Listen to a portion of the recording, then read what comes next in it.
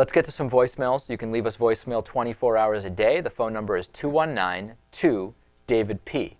Here's a voicemail from the Eggman checking in about a whole bunch of stuff, including prison price gouging. Hi, guys. About Angus T. Jones. Some of his comments about Satan and stuff, I think he was referring to Chuck. Anywhere you want. Anywhere. I don't know. It ain't mine. Yeah. Eggman's very busy during these calls. Chuck Lorre is Satan, the guy that produces it, who friggin' Charlie Sheen called Jaime Lorre, which was his real Jewish name. But anyway, this anti-Semitism in the Pathfinder or whatever at Angus T. Jones. Also, phone service in federal prison is so expensive for a 15-minute phone call that when I would get a couple $100 on my books, half of it would go for my phone, and half would go for weed, and sometimes I couldn't even get weed because my phone calls cost me so much money. That's incredible. When the Eggman was in prison, sometimes the phone calls were so expensive he wasn't even able to use his prison-earned income to buy marijuana. That's interesting. Man. All right, let's keep listening. Times. Like choose one between the other one. And I also do not believe that any Democrats can go to heaven or Republicans or anybody because it's a bullshit idea. It doesn't even exist. And a 400-pound woman was coming home from Hungary, and they went on a plane. Is that a joke that she was 420 pounds and she's in the country of Hungary, and no one is making any Hungary jokes?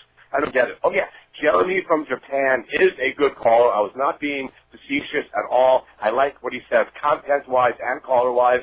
That's it, guys. Shalom. Have a good day. All right, so the Eggman getting a bunch of stuff on the record there. Eggman, I really had to bite my lip not to make a joke about the Hungary thing. I had to be politically correct. Who knows? I didn't want to insult anybody. And a lot of email pouring in about the next George Zimmerman, this Michael Dunn case in Florida. Well, what can you expect? This man clearly needed to protect himself from the loud music. So what if he used deadly force? The music was loud and the kids were black after all. Case closed. Yeah, I mean, that's essentially the discussion we were having yesterday. Right. Another one here. If the music was loud, all he had to do was walk out of earshot. He was only waiting for his girlfriend to buy something. Surely he could have put up with it for a few minutes.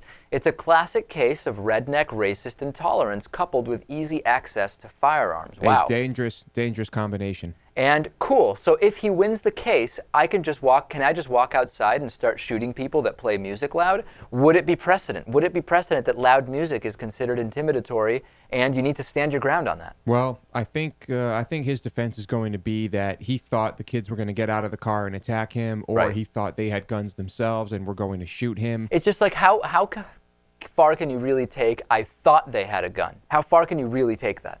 Not very far, hopefully. Hopefully not very far at all. Yeah, we have to see how this case goes. We're going to follow it very closely. Yeah.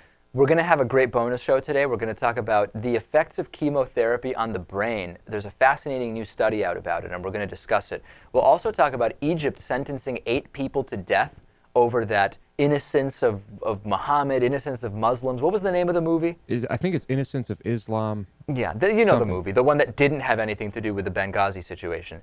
8 people sentenced to death over it, and a lot more. So get the bonus show. Go to davidpakman.com/membership. Sign up. We are now taking Amazon payments. If you don't like PayPal, you can just pay for it just like you would buy anything off of Amazon.com. davidpakman.com/membership. That's it, Louis. That's all we got. I've got nothing else. We'll talk to you Monday afternoon.